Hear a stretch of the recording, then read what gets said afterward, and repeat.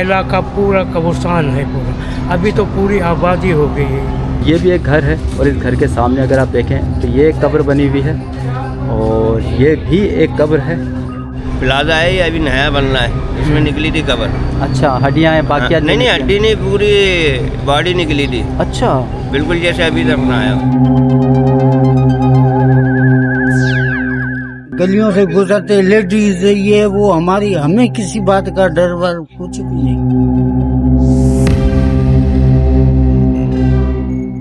ये गली छोड़ के 3 गली के अंदर लाइन से कब्र ही कब्र है। अच्छा, जो हर गली के अंदर हर कोने पे मिलेगी।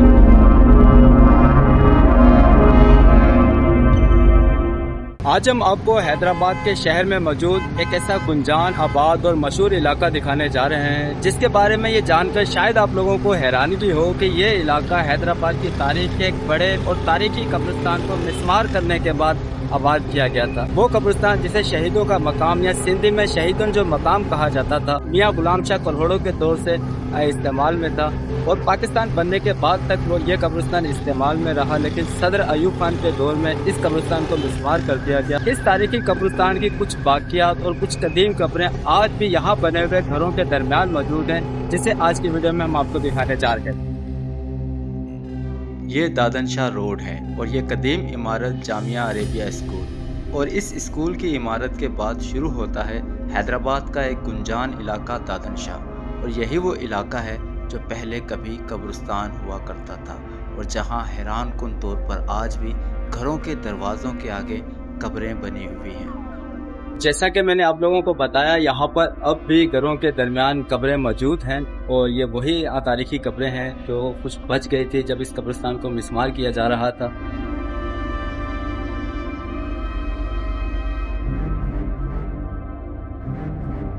तो मैं दादन शाह की एक ऐसी ही गली में मौजूद हूँ जहाँ पे एक कब्र है जिसे मज़ार का रूप दे दिया है।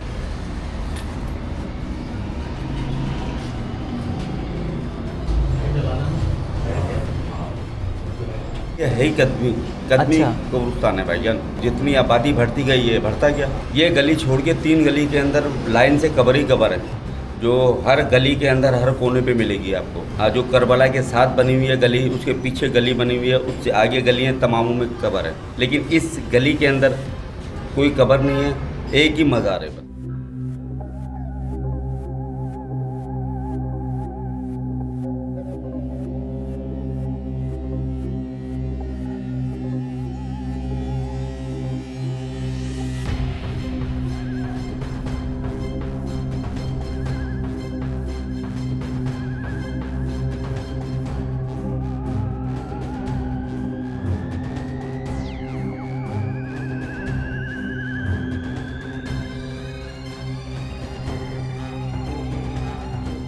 तो ये सारे घर हैं, रिहायशी घर हैं, यहाँ पे लोग रहते हैं और इनके बिल्कुल सामने ये कब्रें बनी हुई हैं। जहाँ पे रिक्शा खड़ा है इसके पीछे कब्रें हैं, मैं अभी आपको दिखाता हूँ। और ये भी एक घर है और इस घर के सामने अगर आप देखें तो ये एक कब्र बनी हुई है और ये भी एक कब्र है।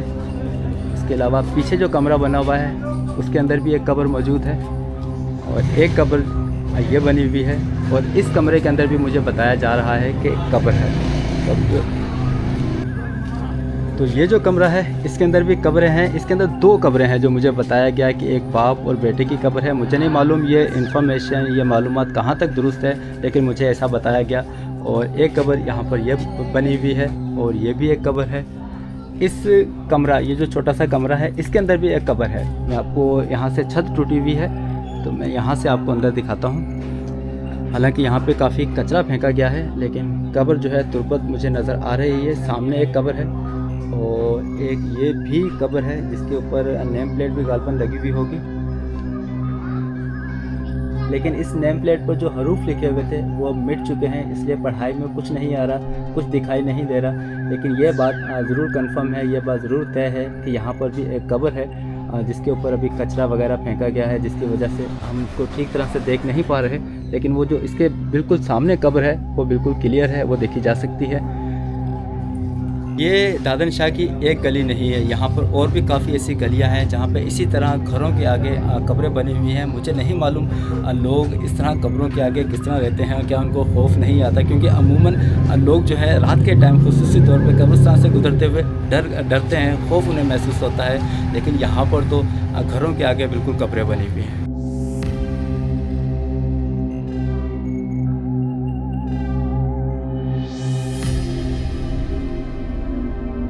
सर, आप यहीं पे रहते हैं? जी बिल्कुल। अच्छा, मुझे एक बात बताइए, अमूमी आम तौर पर लोग कब्रिस्तान में जाते हुए डरते हैं, ख़ास तौर पे रात के वक्त में। यहाँ पर तो घरों के बिल्कुल आगे कब्रें बनी हुई हैं, तो यहाँ पे रहने वाले लोगों को डर नहीं लगता कब्रिस्तान से या कब्रों से?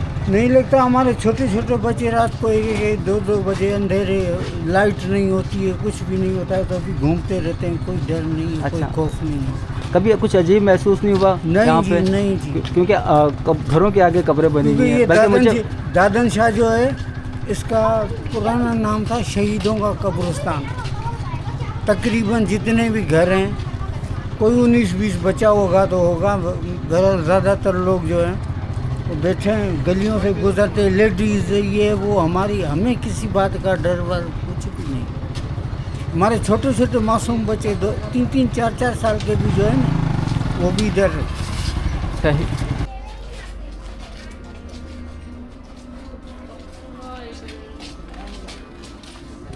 इंडिया तक के लोग यहाँ पे चादर चढ़ाने आते। इंडिया से? अच्छा, अभी तो नहीं आते होंगे, खैर अभी तो नहीं सही आते हैं। अच्छा, आते हैं, उधर उतर के उधर से फिर वो अपने हिसाब से, रवायात से, जैसे भी है वो आते हैं, साईं हादी साईं की चादर चढ़ाने आते हैं। अच्छा, हर साल आज तक ये सिलसिला चला हो। और ये देखो, अब ये जो टाइल मार्बल अभी हैं, उस टाइम में ये जो लगे, उस टाइम के हैं, अभी तक उसी पोजीशन में पुराने लगे हुए हैं। पुराने लगे। अच्छा, ये वो दरवाज़ा है हज़रत सैयद दादन शाह जहानिया साहब के मज़ार का, जहाँ पे अभी हम दाखिल हो रहे हैं, और इन्हीं के नाम की निस्बत से ये इलाका आबाद हुआ है। यहाँ पर भी आपको काफ़ी कब्रें देखने को मिल जाती हैं इस बाउंड्री के अंदर। और ये जो कमरा है, इसके अंदर भी मुझे बताया गया है कि कब्रें हैं, लेकिन ये ख़वातीन की कब्रें हैं, जिन्हें बीबियों की कब्रें कहा जाता है या बीबियों का मज़ार कहा जाता है।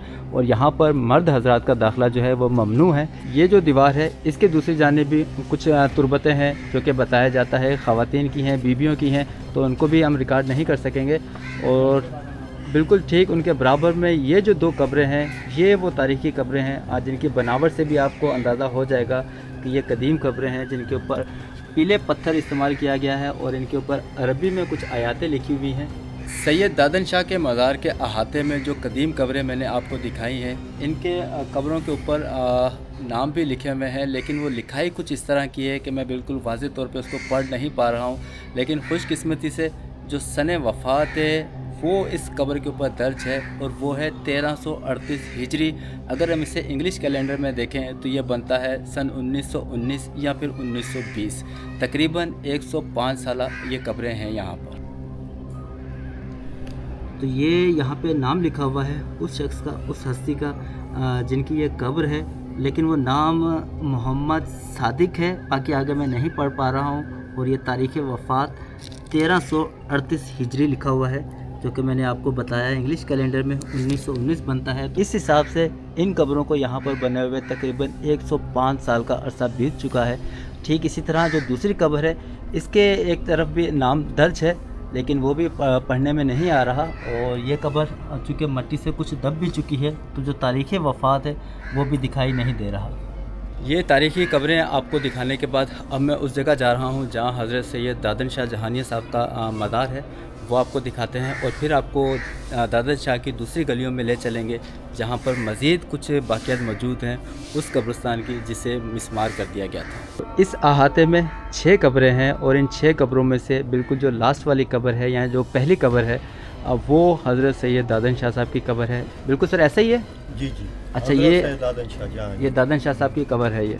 और ये आप मुझे बता रहे हैं कि हज़रत सैयद वीदल इमाम की कब्र है, जो कि इनके वालिद हैं। ये पूरे जहानिया ख़ानदान के बड़े हैं। अच्छा, ये उनके बड़े हैं। उस शरीफ से ये आए इधर।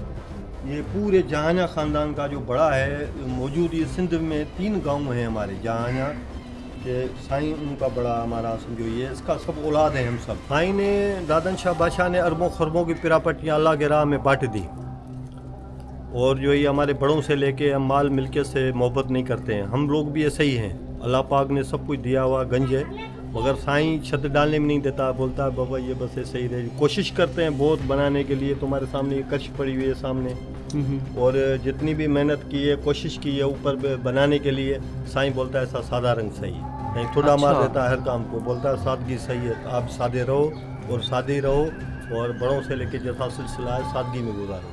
यानी कि जब भी आप ये कोशिश करते हैं कि छत तामीर की जाए तो कोई ना कोई ऐसी अनहोनी हो जाती है कि वो काम रुक जाता है। रुकावट हो जाती है। अच्छा,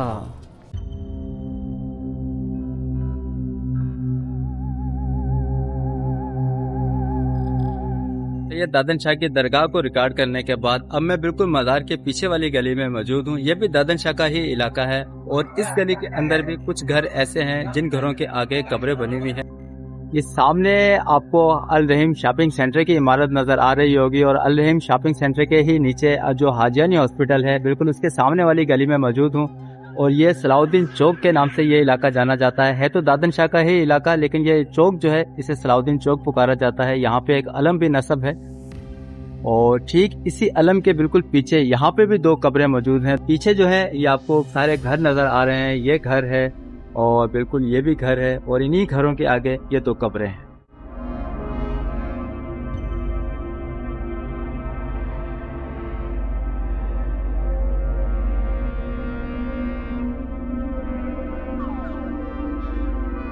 पूरा इलाका कब्रिस्तान था, शहीदों का कब्रिस्तान है। बाबा सरफराज बाबा जो है ये उस दौर के, यहाँ जंग वगैरह हुई थी, ये उस दौर के, ये भी शहीद है। और इधर सारी कब्रें जो है, सरफराज बाबा जो है, इलाका पूरा कब्रिस्तान है पूरा। अभी तो पूरी आबादी हो गई है। अच्छा, यहाँ पे लोगों को कोई डर खौफ नहीं लगता? कब्रों के दरमियान रहते हैं, नहीं से पहले करते थे, अब खामोश है। अभी ये ऐसी हस्ती है कि अगर इधर बल्ब लगाओ या शोशा कराओ तो फट जाता है। अच्छा। इससे बुजुर्ग है। अब ये चादर भी अभी बर्दाश्त की है, पहले ये भी नहीं करते थे। अच्छा। सैयद हैं ये दोनों जला गया। बाकी यहाँ लेडीज वगैरह आती है चहलम के लिए, लेकिन इजाजत नहीं है, या खड़ी आए दुआ मांगे चले गए, फूल वगैरह रखे चले जाए। यहाँ वो हलमपुल्ला या बड़े मोहल्ले वालों ने बड़ी कोशिश की हम मज़ार बनाए, टाइल्स लगाएं, या तो टाइल्स उड़ जाते हैं, यहाँ से ईंटें उड़ जाती हैं, कई मरती है। हाँ। अच्छा, यहाँ गिर जाते हैं। आपके सामने कोई ऐसा वाकया हुआ जैसे ईंटें? मेरी अभी 73 की उम्र है। माशाल्लाह। मेरे दौर में बहुत वाकये हुए। अच्छा, ये जो 2 कब्रें यहाँ पर मौजूद हैं, इनके ऊपर कोई नेम प्लेट या तख्ती या कतबा वगैरह नहीं लिखा हुआ, नहीं लगा हुआ, जिससे ये पता चल सके कि ये कब्रें किनकी हैं या इनकी तारीख वफात क्या है। आज इस इलाके के लोगों का कहना है कि ये जो कब्रें हैं, अगर इनके ऊपर कोई बल्ब लगाने की कोशिश करता है ताकि रोशनी हो तो बल्ब फट जाता है, अगर कोई 4 दीवारी करने की कोशिश करता है तो कोई ना कोई ऐसी अनहोनी हो जाती है, वो 4 दीवारी गिर जाती है यहाँ पे। यानी कि यहाँ पे आप ना 4 दीवारी कर सकते हैं, ना यहाँ पे आप रोशनी का इंतजाम कर सकते हैं। और अहले इलाका का कहना है कि ये जो बुजुर्ग हैं तो यहाँ पे ये सैयद हैं, और ये इस तरह की चीज़ें बर्दाश्त नहीं करते हैं। तो दादन शाह के इलाके से निकलकर हम आ चुके हैं सरफराज चाड़ी पर। यह सरफराज चाड़ी है, और सामने ही मियाँ सरफराज कलोड़ा साहब का मज़ार है, और उसके बराबर में बनी हुई एक मस्जिद है। और यहाँ पर भी एक बाउंड्री के अंदर कुछ कब्रें मौजूद हैं। चलिए, अगर उनका दरवाज़ा खुला हुआ मिलता है तो वो भी आपको दिखाने की कोशिश करते हैं।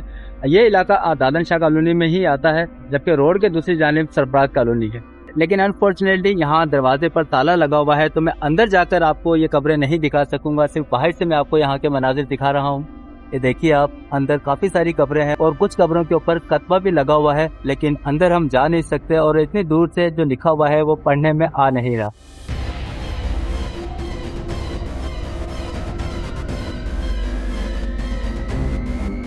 दादन शाह का इलाका और दादन शाह से मुतसिल जो कॉलोनी सरफराज कॉलोनी के नाम से जानी जाती है, ये भी उसी कब्रिस्तान का हिस्सा हुआ करती थी जिसे शहीदों का मकाम कहा जाता था। तो इस तरह मियाँ सरफराज तलहोड़ा अब्बासी का जो मज़ार है ये उसी कब्रिस्तान में आता था, और उसके बराबर में जो बिन तैयब हॉस्पिटल है, यहाँ पर भी कभी कब्रिस्तान हुआ करता था। और आज भी उस कब्रिस्तान की कुछ वाक़ियात बिन तैयब हॉस्पिटल के बराबर में भी मौजूद है। कब्रों की सूरत में। इस कदीम दरख्त के पीछे जो इमारत आपको नजर आ रही है वो बिन तैयब हॉस्पिटल है और मैं बिल्कुल बिन तैयब हॉस्पिटल के बराबर में मौजूद हूँ। यहाँ पे देखें आप काफ़ी सारी कब्रें बनी हुई हैं। ये कच्ची कब्रें हैं जिनके ऊपर ईंटें रखी गई हैं। इन कब्रों के ऊपर कोई कतबा या कोई तारीख दर्ज नहीं है जिनसे इनकी कदामत का मालूम हो सके। ये देखिए ये सारी कब्रें हैं। ये दरख्त भी काफ़ी कदीम है और इसकी शाख देखें आप किस तरह नीचे झुकी हुई है, जैसे ज़मीन के अंदर पेवस्त हो गई हो।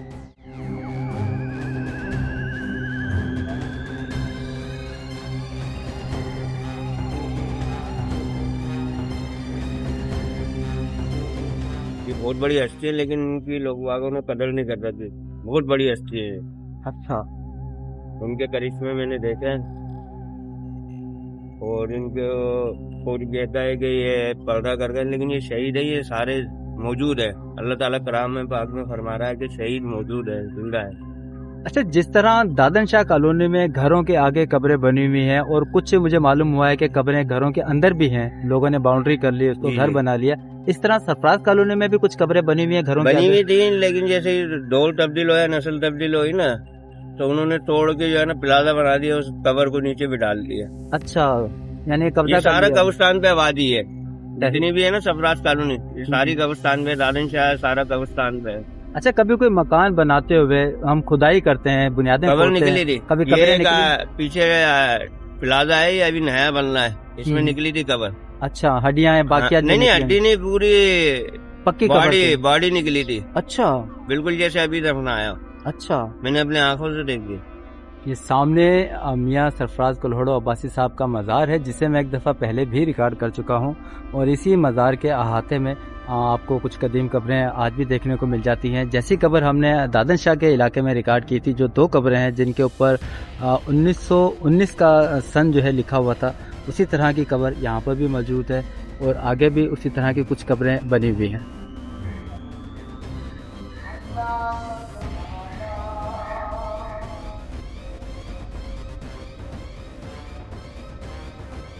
तो मैं इस वक्त मियाँ सरफराज कुल्हड़ो अब्बासी के मज़ार के अहाते में मौजूद हूँ और यहाँ पर भी कुछ कदीम कब्रें बनी हुई जिन्हें मैंने आपको दिखाने की कोशिश की है।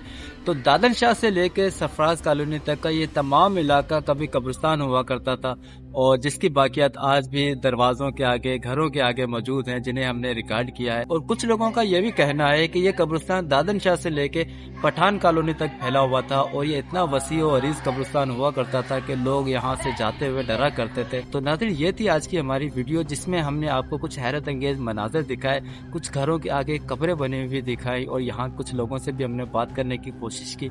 तो चलिए अब बढ़ते हैं इस वीडियो के दूसरे हिस्से की तरफ। वीडियो के दूसरे हिस्से और आज के कार खैर में हम अल्लाह ताला के हुक्म और फजलो करम से एक मुस्तहिक ख़ानदान के लिए झोंपड़ी तामीर करने जा रहे हैं। इनका साबिका घर या झोंपड़ी हालिया बारिशों के नतीजे में मुनहदम हो गया था, जिसके बायस ये लोग अपने छोटे छोटे बच्चों समेत बेसरो समाने के आलम में सड़क के किनारे बैठने पर मजबूर थे। घर रहते वो किरी हो घर मींहं में तूफ़ान में छितियूं बितियूं उॾामी वयूं, बरसात जो पानी बीठो है, उते रहण जी कोन थी। पोइ वरी हिते असीं आयासीं। हम अंदर रह रहे थे, लेकिन मसला ये हुआ बारिश की वजह से हमारे जो झुगी उगी थी ना गिर गए, सारे बर्बाद हो गए। ये झोंपड़ी अमेरिका से ताल्लुक़ रखने वाले एक नेक दिल इंसान जनाब मसूद हामिद साहब के ताउन और वसीले से बनाई जा रही है। दुआ है कि अल्लाह ताला मसूद हामिद साहब को जज़ाए खैर अता फरमाए और उनकी मरहुमा दादी अम्मा को करवट करवट जन्नतुल फिरदौस में आला मकाम नसीब फरमाए। आमीन या रब्बुल आलमीन।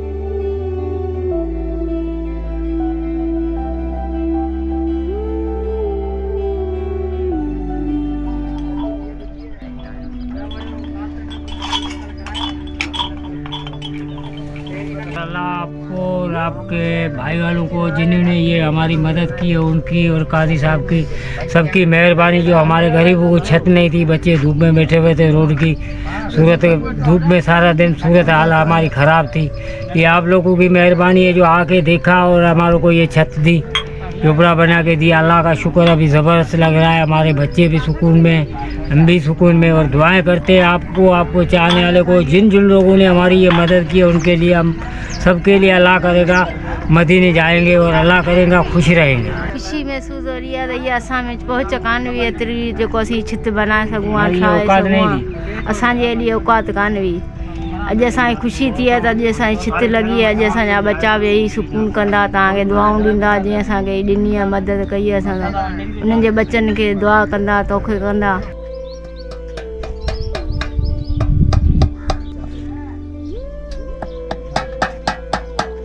हैदराबाद शहर के करीब वाक़े गांव नौ जुनेजो में पीने का पानी तकरीबन 500 मीटर दूर नसब एक हैंडपंप से भरकर लाया जाता था, लेकिन अब मसूद हामिद साहब की जानिब से कलसूम भाइया के इसाले सवाब की नीयत से नसब किए गए हैंडपंप की बदौलत पीने का पानी गांव में करीब ही दस्तयाब होगा और यहाँ के लोग पानी जैसी नेमत को हासिल करने के लिए कड़ी मुशक्क़त से बच सकेंगे। यकीनन ये एक बेहतरीन सदका जारिया है। जब तक ये हैंडपंप लोगों की प्यास बुझाता रहेगा, दुआओं और नेकियों का सिलसिला जारी और सारी रहेगा इंशाअल्लाह।